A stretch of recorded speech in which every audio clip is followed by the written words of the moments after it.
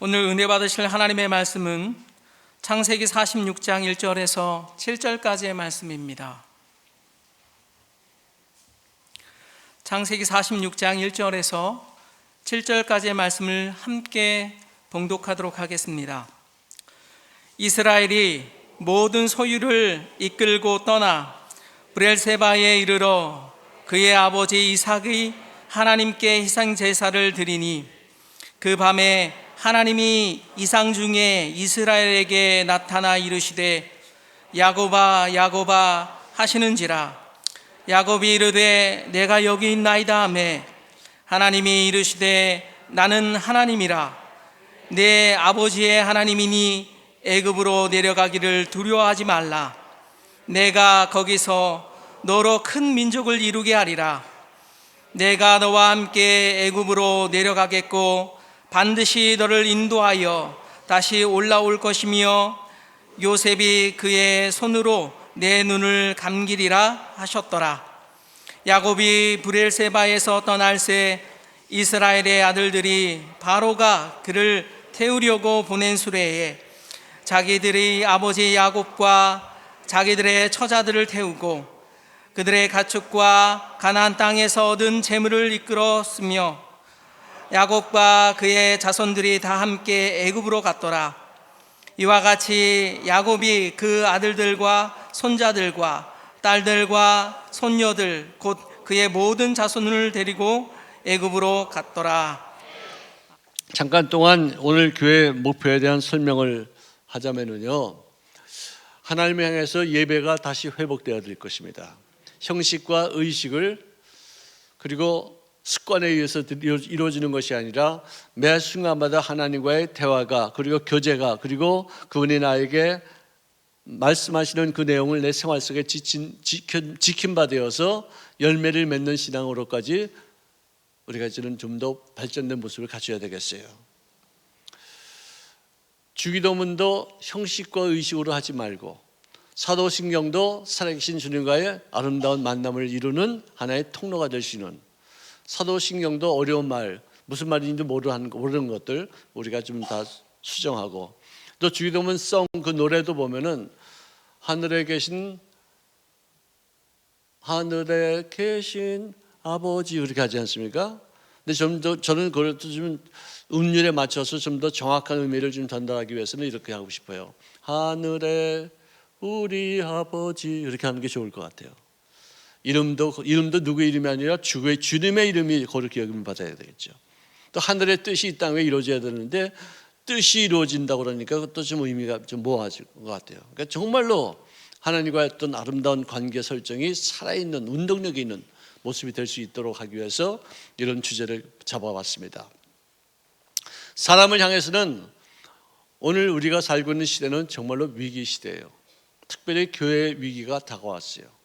지난번에요, 한교련 총회장 취임식 때 우리 이용호 목사님께서 이제 새롭게 6대 총회장이 되셨는데 전 5대 총회장이었던 유영모 목사님께서 하시는 말씀이, 목사님께 내가 총회장 되신 것을 축하하는 것이 옳은지 아니면 삼가 명목을 비는 것이 옳은지 모르겠다고 그렇게 말할 정도로 한국 교회 위기예요.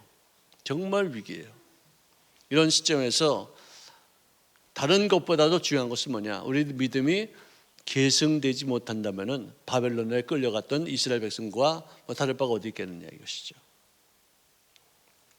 다음 세대여 살아나라. 아멘.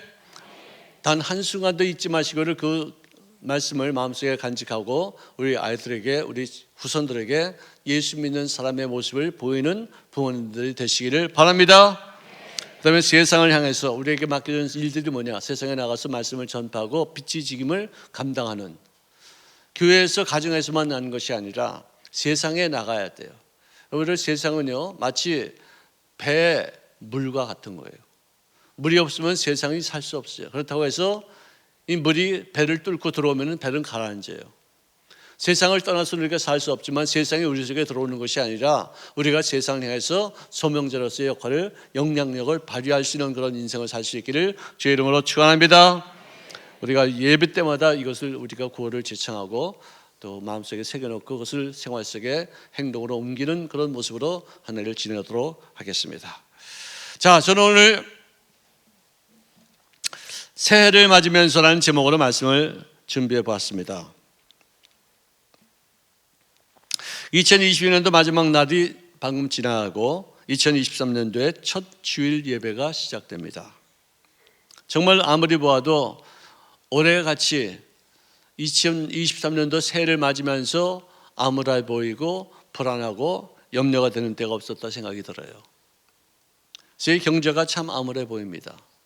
모두가 다 예측하기를 지금 연단과 훈련과 역경의 시기다 그렇게 말해주고 있어요.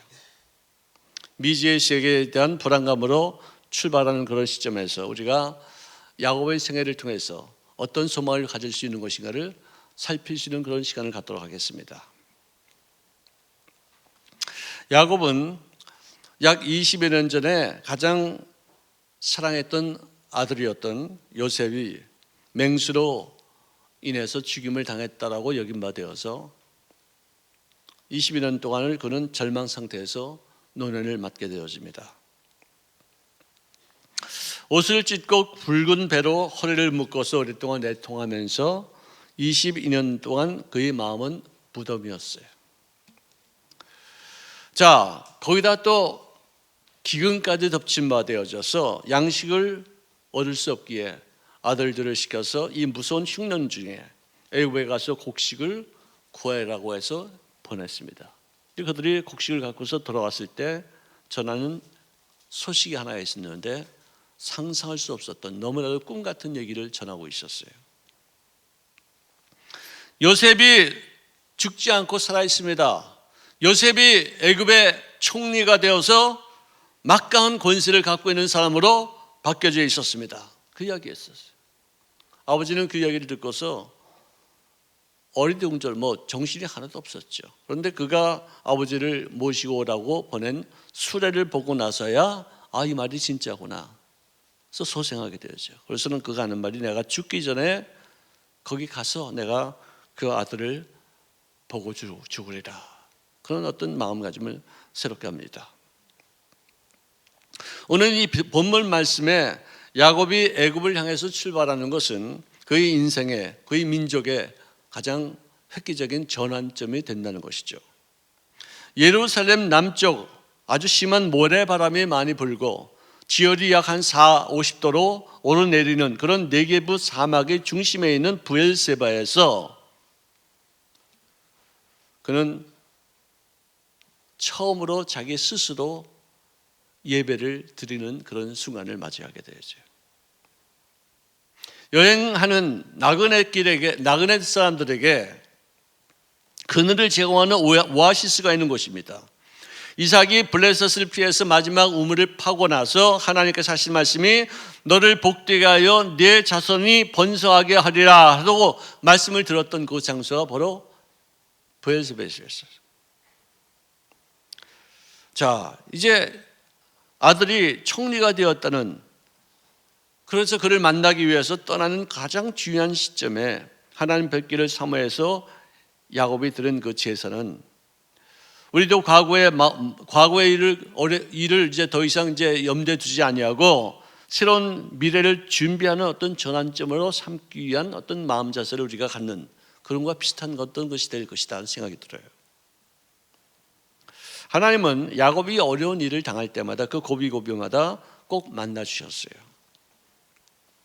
형을 피해서 고향을 떠나서 외삼촌 댁을 향해서 나갈 때도 불안한 마음이 끊임없이 있었고 자기 인생이 앞으로 어떻게 될 것인가에 대한 두려움이 있었을 때 돌베개를 베고서 잠을 자던 야곱에 나타나셔서 꿈속에서 하신 말씀이 내가 너와 함께 있어 내가 어디로 가든지 너를 지키며 너를 이끌어 이 땅에 다시 돌아오게 할지니라.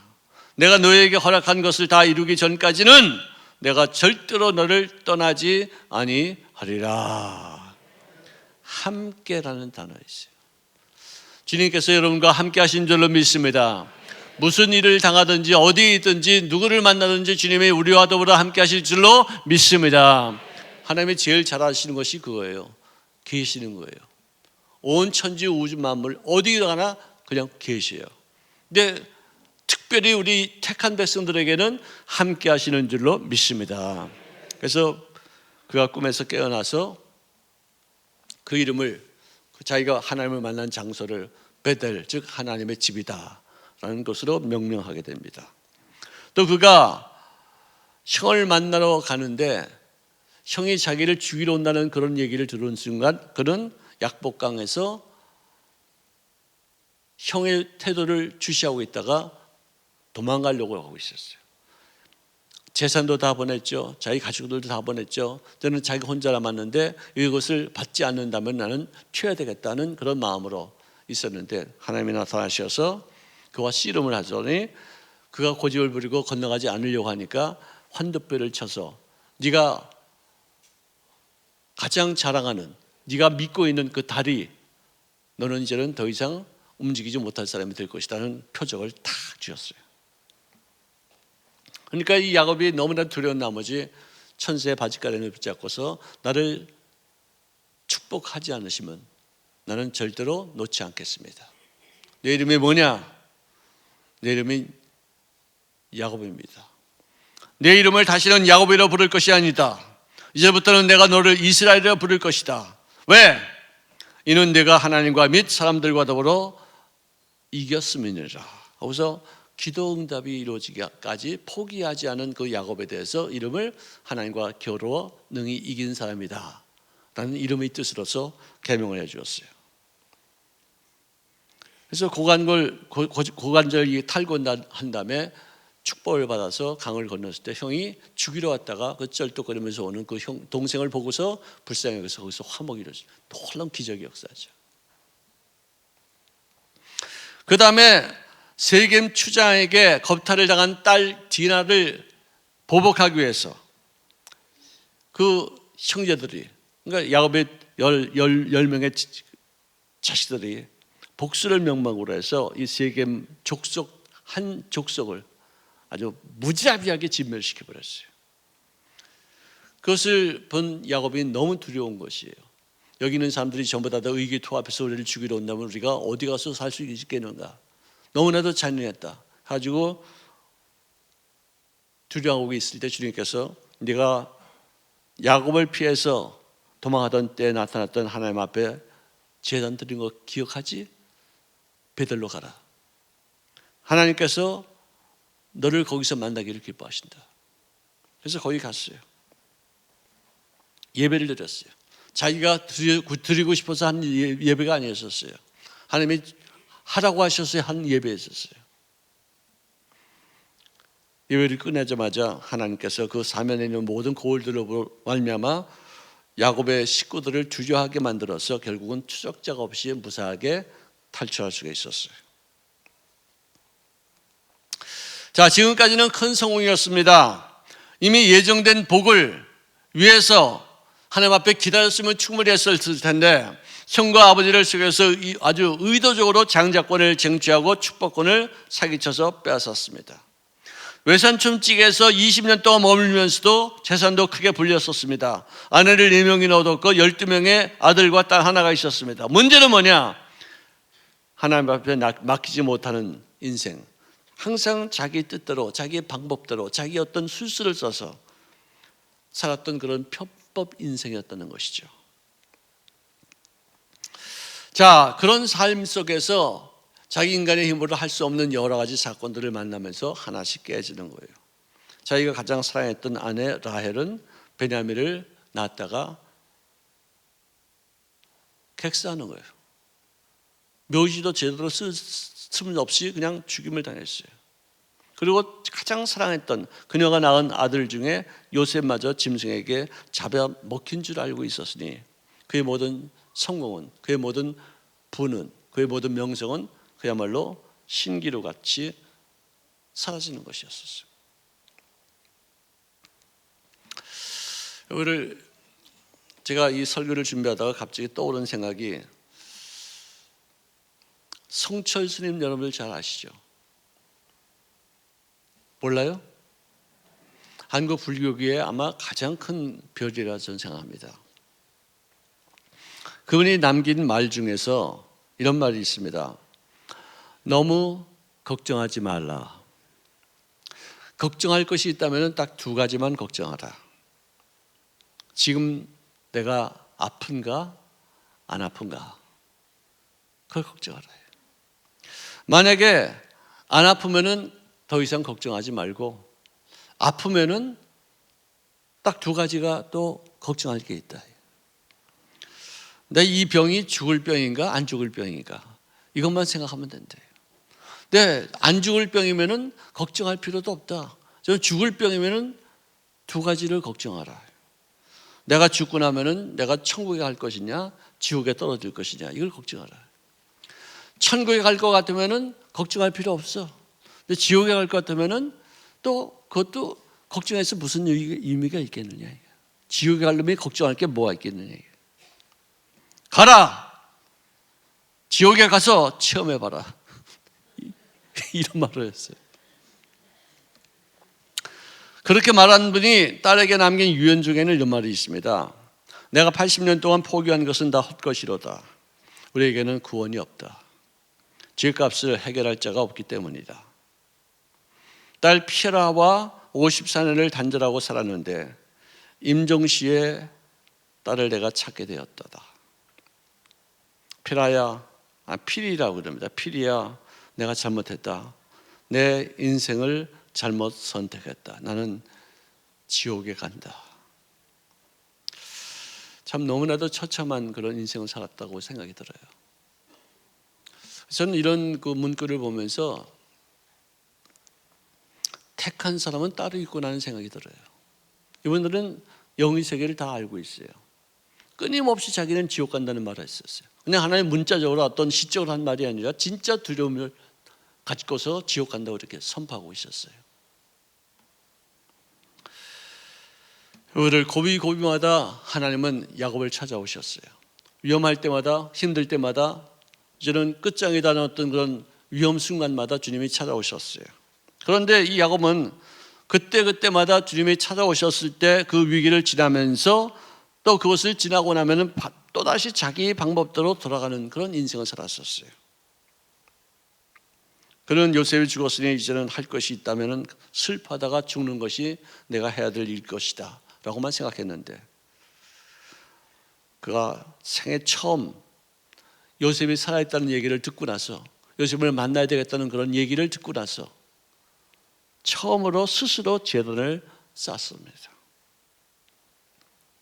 그랬을 때 그에게 주신 하나님의 말씀이 이것입니다. 애굽으로 내려가기를 두려워하지 말라. 즉 다시 말해서 애굽으로 내려가기를 두려워했었어요. 내가 또 다시 고향 땅을 떠나서 또 객지로 또 가야 될 것이냐. 내 나이에 지금 무슨 일을 어떻게 내가 만나면 어떻게 될 것이냐.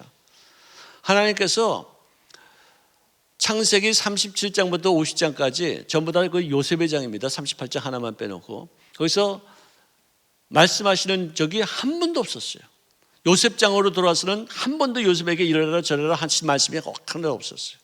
근데 여기서 딱 한 번 말씀하신 적이 있는데 그것은 요셉에게 한 말씀이 아니라 야곱에게 하신 말씀이었어요. 왜? 야곱은 밤낮 하나님 말대로 듣지 않거든.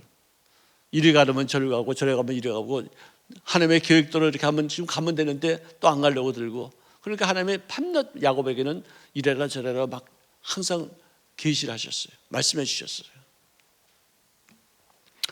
자, 내가 너와 함께 애굽으로 내려갈 것이라. 그리고 너는 반드시 돌아오게 될 것이며 요셉의 손으로 내 눈을 감게 될 것이다. 이렇게 말했어요. 이제는 네 고집대로 살지 말아라. 좀 내가 하자는 대로 좀 해라. 너 그래 마지막에 네 아들을 만나러 가는 그것까지도 네가 이렇게 두려워하고 이렇게 염려하느냐? 그래서 이렇게 나한테 제사를 드리느냐? 그래서 나한테 이렇게 예배를 드리느냐?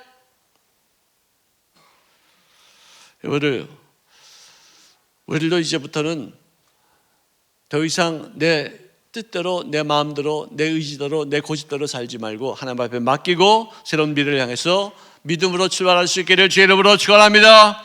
과거는 묻어두고 놀라운 소망을 품고 새로운 출발하시는 오늘 이 시간이 되시기를 주의 이름으로 축원합니다. 그가 모든 것을 다 맡기고 나서 아들이 보낸 그 수레를 올라탈 때 그는 너무나도 기뻐서 그 얼굴에서 빛이 막 났다고 성경 기록하고 있어요. 요셉이 죽었다고 슬퍼하던 그 시간은 다 지나갔습니다. 그를 왜 죽었다고 생각하게 만들었느냐? 그를 특수훈련을 시켜서 국무총리가 되어서 나라를 구하고 국가를 구하고 그리고 민족을 구하고 자기 가족들을 구할 수 있도록 하기 위한 사람으로 만들기 위한 것이었다는 것이에요. 흉년에 굶어 죽을 사람들을 위해서 준비하시는 하나님께 아주 숨어있는 카드였다는 것이에요. 동시에 야곱의 노후까지도 책임질 수 있을 만큼의 사람으로 바뀌는 그런 복동이었다는 거예요. 저는 헬라어 히브리어를 잘 모릅니다. 왜? 저는 2년밖에 신학 공부를 하지 못했어요. 대학을 졸업한 사람은 2년만 공부하면 된다고 그러는데 2년 동안 야간 공부했는데도 뭐 공부했는지도 모를 게 막 2년 지나갔어요. 근데 저는 영어를 좀 하기 때문에 영어 원본을 여러 개를 놓고서 이렇게 보면은 헬라어 히브리어의 어떤 뜻이 다 나오게 돼 있어요. 여러분, 성경은 복을 받을지어다라는 말이 그렇게 많지가 않아요. 복을 주고받는 것이 그렇게 많지가 않아요. 있긴 있어요. 11절을 내면 내가 하늘문을 열고 너에게 복을 쏟아 부어들 줄 한번 시험해보라 할 때 그 복을 pour the blessing이라는 말을 써요. 몇 개 없어요. 그런데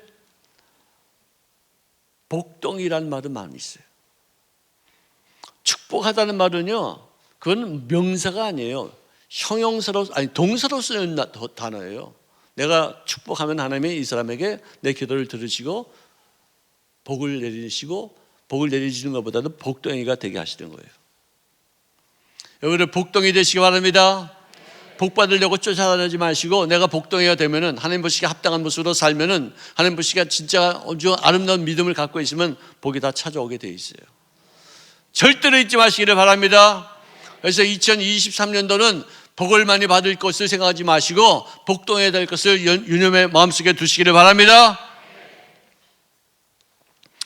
야곱아 너무 애태우르지 말 것이다. 내 사람을 책임질 것은 바로 요셉이니라. 네가 모르게 내가 준비했도다. 그가 130년 동안 험악한 인생을 살았을지 모르지만 이제는 언제 그랬나 너도 쉽게 다시 기록을 찾고 힘차게 애굽을 향해서 출발하는 그런 모습을 우리가 볼 수 있어요.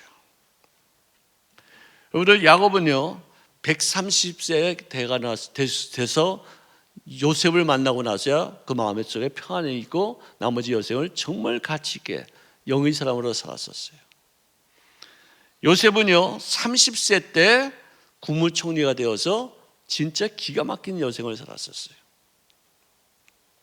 한 사람은 130년 동안 유리방랑하고 고생 바가지로 하고 한 사람은 13년 동안만 아주 고생 바가지로 해서 그렇게 아주 훌륭한 인생을 살았다면 무슨 차이가 될 것이냐? 하나님께 맡겼느냐 하나님께 맡기지 않았느냐, 내 뜻대로 했느냐 내 방법대로 했느냐 하나님 앞에 맡기고 그런 깨어진 사람으로서 그냥 온전하게 종살이 10년 옥살이 3년 동안 하면서 완전히 주님이 원하시는 바의 모습으로 변화되는 그런 인생을 살았는데 이 차이예요. 고난은요 우리를 바꾸는데 우리를 성장시키는 하나의 도구가 됩니다. 지나가고 보면 그 고난이 얼마나 나에게 필요한 것이었으며 그 고난 때문에 나를 만드신 하나님의 손길이 있다는 사실을 알 수 있게 되는 것이에요. 모든 불안과 염려를 하나님 앞에 맡기시고 고난 중에도 나를 성장시킬 수 있는 기회로 생각한 나머지 끊임없이 멋진 미래를 향해서 눈을 열 수 있기를 주의 이름으로 축원합니다. 자신의 욕망보다는 이미 예정하신 하나님의 뜻에 초점을 맞추고서 예배하는 자세의 삶을 갖추면은 자동이 그 사람은 복덩이가 되는 것이에요. 복덩이는요 말씀대로 사는 사람이에요. 복덩이는요 주님 앞에 기도해서 주의 음성을 듣고서 모든 것을 결정하는 사람들이에요. 복덩이는요 과거의 것보다도 미래를 더 중시 여기는 사람들이 복덩이에요. 그러니까 만들어가는 것이 하나님이신 줄로 믿습니다. 복 받아봤자 또 쓰고 나면 또 받아야 돼요. 참 진짜 피곤해요. 복덩이에 돼보세요. 여기서 생수가 막 올라와요. 내가 물을 갖다 얻으면 남들까지도 유익이 되어져요. 내가 성공함으로 말미암아 요셉은 자기 가정도 구했고 민족도 구했고 그다음에 나라도 구했고 애굽 왕도 구했어요. 그게 복덩이에요. 복덩이가 옛날에 이랬습니다. 이 며느리 하나 잘 쓰면은 쓰러져 가던 집안도 일어난다고 그랬었어요. 그때는 왜 며느리를 갖다 이렇게 그렇게 중시했는지 모르겠어요. 근데 잘 나가던 집안도 며느리 하나 잘못 들어오면은 그 집안 망한다는 말이 있어요. 왜? 며느리가 복동이냐, 재수 온 붙은 사람이냐, 그 차이예요. 여러분들 어떻게 재수 온 붙은 사람 되겠습니까? 복동이 되십시오. 복 있는 사람이 되십시오. 나 때문에 가정이 삽니다. 나 때문에 교회가 삽니다. 나 때문에 나라가 삽니다. 이게 복동이에요. 하나님께서 아브라함에게 하신 말씀이 이거예요. 내가 너를 복되게 하겠다. 복덩이로 만들겠다. 할렐루야. 이렇게 하셨어요. 내가 너를 복 주겠다.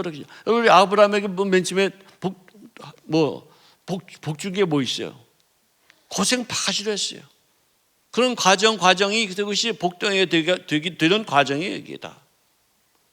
근데 그걸 모르고 밤낮 탄식만 하고 원망만 하고 또 낙심만 하면 그런 인생이 돼서 되겠느냐. 자, 하나님께 초점을 맞추며 하나님과의 깊은 교제를 하는 자가 되어서 복덩이로서의 여생을 살 수 있기를 주의 이름으로 축원합니다. 브엘사바에서 찬란한 미래를 그가 보았습니다. 요셉과의 재회를 통해서 기름진 고센 땅에서 여생을 살았던 야곱이 되었습니다. 그동안에 대한민국의 이 모든 상황은 세계 역사의 유래를 찾아볼 수 없는 폭발적인 교회 성장이 일어났었습니다.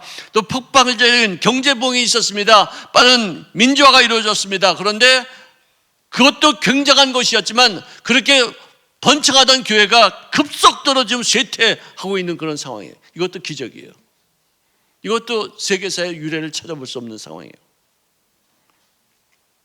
그런데 이런 위기 속에서도 2023년도를 한국 사회, 전 세계 교회사에 없었던 그런 급속히 쇠퇴하다가 다시 회복이 되어서 교회가 살아나는 역사가 나타나지게 될 줄로 믿습니다. 이런 것을 마음속에 품어야지 돼요. 아, 교회가 다시 일어나야 되겠구나. 교회가 살아야지만 나라도 산다. 교회가 살아야지만 우리 가정도 산다. 교회가 살아야지만 우리 지역사회가 산다. 굉장히 중요한 얘기예요. 우리 대한민국이 이렇게 잘 된 이유가 뭐예요? 교회예요. 내가 목사라서 하는 말이 아니라니까요. 교회 때문에 우리 대한민국이 이렇게 살아났어요. 우리 의식이 바뀌었어요. 우리 말이 새로워졌어요. 꿈이 달라졌어요. 용서할 수 있는 사람들이 되었어요. 서로 앙숙이 되어가지고 서로 평생 물고 찢고 싸우는 사람들이 이제는 용서할 수 있는 그런 인생을 살게 되었어요. 복동입니다. 이래서 나라가 이렇게 됐어요. 근데 요즘 보면 더 이상하게 자꾸만 망할 징조가 자꾸만 보여요. 왜 정치인들 왜 자꾸만 옛날에 했던 하지 않았던 짓을 왜 또 이렇게 하는지 모르겠어요. 장례식이 하나의 잔치집이 돼야 돼요. 근데 사람 하나 죽으면 다 뭐 난리를 치워. 언제부터 또 우리가 또 이렇게 돼가요? 또 기독교에서 겨우 장례식을 그야말로 잔치집으로 만들어가고 있는 상황에서 또다시 이렇게 어떤 이상한 분위기가 막 연출되고 있어요. 오늘 2023년도를 저는 제 개인적으로 계승합니다. 한국 교회나 나의 신앙에 있어서 전환점으로 바꾸어서 이것을 통해서 이루어질 회복이 한국과 한국 교회에 생기는 기적이 체험되어지게 될 줄로 믿습니다. 여기에 대한 큰 꿈을 갖고 있어야 돼요. 우리 고난은요, 평상시에 생각보다도 더 큰 생각을 하게 만드는 하나의 통로가 되십니다. 보통 때는 그냥 자기 생각대로 살았는데 고난을 통해서 나의 생각이 깨지고 나의 경험이 다 무너지고 나의 어떤 그런 능력이 어떤 한계를 절감하게 됐을 때 생각의 폭이 확 넓어질 수 있는 것은 하나님이 나와 함께 하실 줄로 믿기 때문인 줄로 믿습니다. 어떤 사람은 고난을 당하면서 자살하는 사람이 있고 어떤 사람은 고난 때문에 성장하는 사람들이 있어요. 그걸 고난은 내가 어떻게 쓰기 나름이에요. 돈도 마찬가지고 나에게 준 권력도 마찬가지예요. 어떻게 쓰기 나름이에요.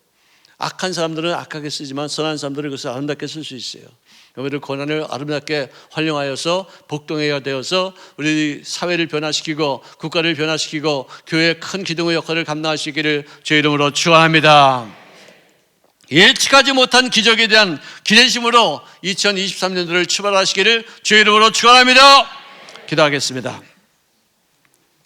사랑하시는 주님 고맙습니다. 이를 행하시는 이가 바로 하나님이십니다. 그것을 만들어 성취하시고 그 이름을 야훼라고 하시는 이가 우리에게 말씀하시기를 너는 내게 부르짖으라 내가 너에게 응답하겠다. 네가 알지 못하는 그거 은밀한 것을 너에게 보일 것이니라. 아버지이시여, 우리들로 하여금 기도하면서 부르짖으면서 주님의 도우심을 간구하고 우리 인간의 한계를 절감하며 인간적인 방법에서 우리가 벗어나서 하나님의 방법으로 우리가 살 수 있는 한 해가 되어지게 하여 주셔서 이 모든 위기를 극복해 나가고 아버지 그 모두가 다운되던 그 모든 것이 박차고 일어나서 다시 한번 위를 향해서 올라갈 수 있는 귀한 전환점으로 삼을 수 있는 기회가 되어지게 역사하여 주시옵소서. 우리 순복음 도봉교회 식구들이 이 일에 앞장설 수 있는 귀한 영광을 주셔서 오늘 감사하며 예수님의 이름으로 기도합나이다.